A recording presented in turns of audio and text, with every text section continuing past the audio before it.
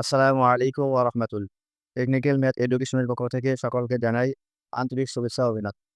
নবম ও দশম শ্রেণীর শিক্ষার্থী বন্ধুরা, আজকে আমরা তোমাদের পাঠ্য বইয়ের অনুশীলনী ৩.৩ এ অঙ্ক নাম্বার ১৫ এবং ১৬ এই ২ টি অঙ্ক আমরা আজকে সমাধান করব।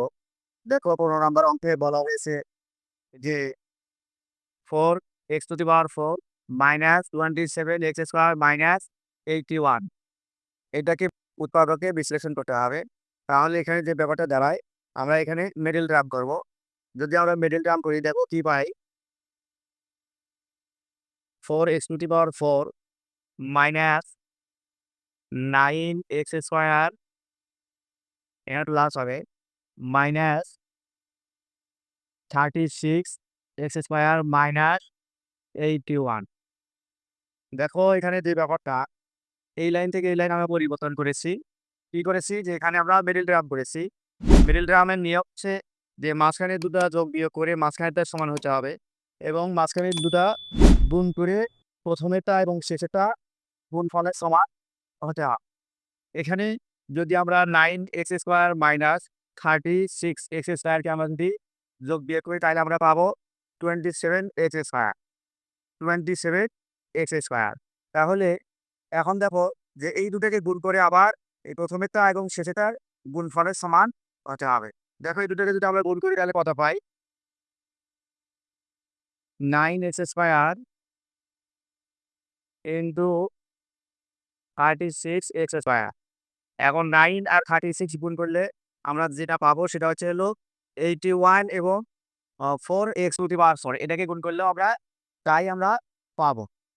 এখানে আমরা যদি 9 এবং 36 যদি আমরা গুণ করি তাহলে আমরা পাবো যে 324। আর x² আর x² যদি আমরা গুণ করি তাহলে আমরা পাচ্ছি x⁴, যেটা আমাদের প্রথম পদ এবং শেষের পদের গুণফলের সমান আমরা পাবো। এই দুটোকে যদি আমরা গুণ করি তাহলে আমরা পাবো 324 x⁴। এখন আসি, আমরা এখান থেকে x² কমন নিই। যদি আমরা x² কমন নেই তাহলে আমরা পাচ্ছি 4x², এরপরে প্লাস এখানে x² চলে আসলে থাকে 9, এরপরে মাইনাস এখান থেকে আমরা 9 কমন নেব। দেখো এখান থেকে যদি আমরা 9 কমন নেই তাহলে হচ্ছে 4x² মাইনাস মাইনাসে মাইনাসে প্লাস, তাহলে 81 ভাগ 9 যদি আমরা ভাগ করি তাহলে হচ্ছে 9। এখন দেখো যে দুইটা পদের ভিতরে আমরা 4x² প্লাস 9 আমরা কমন পাই। 4x² প্লাস 9 যদি আমরা কমন নেই, 4x² প্লাস 9 এরপরে থাকে x² মাইনাস 9। x², এই x² চলে আসলো, এরপর এখানে মাইনাস 9। এখন আমরা এই রাশিটাকে আগে লিখব, x² মাইনাস 9 এটাকে আমরা লিখতে পারি 3² এরপরে এই পাশে যা আছে তাই থাকবে 4x² প্লাস 9। এখানে জাস্ট আমরা রাশিটা প্রথমে নিয়ে এসেছি এবং প্রথমেটা শেষে নিয়ে গেছি। তাহলে প্রথমে নিয়ে এসেছি দেখো x² আর 9 কে আমরা ভেঙেছি, দেন 9 কে আমরা ভেঙে দিয়েছি যে 3²। এখন এখানে সূত্র বসে a² minus b²। a² minus b² সূত্র হচ্ছে a plus b into a minus b। তাহলে এই সমান হচ্ছে x² a plus b, b হচ্ছে হলো 3। তাহলে a হচ্ছে x আর b হচ্ছে হলো 3, তাহলে a plus b into a minus b। এরপর এই পাশে যা আছে তাই থেকে যাবে 4x² প্লাস 9। এটাই আমাদের কাঙ্ক্ষিত অ্যান্সার। দেখো অঙ্কটা আমরা আবার দেখে আসি। বলছে যে এটাকে উৎপাদকে বিশ্লেষণ করো। তা আমরা সর্বপ্রথম মিডল টার্ম করেছি। কি হচ্ছে 9x² মাইনাস 36x²। এটাকে যদি আমরা যোগ বিয়োগ করি তাহলে আমরা মাঝখানটার সমান পেয়ে যাই। আর এটাকে যদি আমরা গুণ করি তাহলে প্রথমেটা এবং শেষেরটা গুণফলের সমান পেয়ে যাই। আর এটাই হচ্ছে হলো মিডল টার্মের নিয়ম। এরপরে আমরা এখান থেকে x² কমন নিচ্ছি।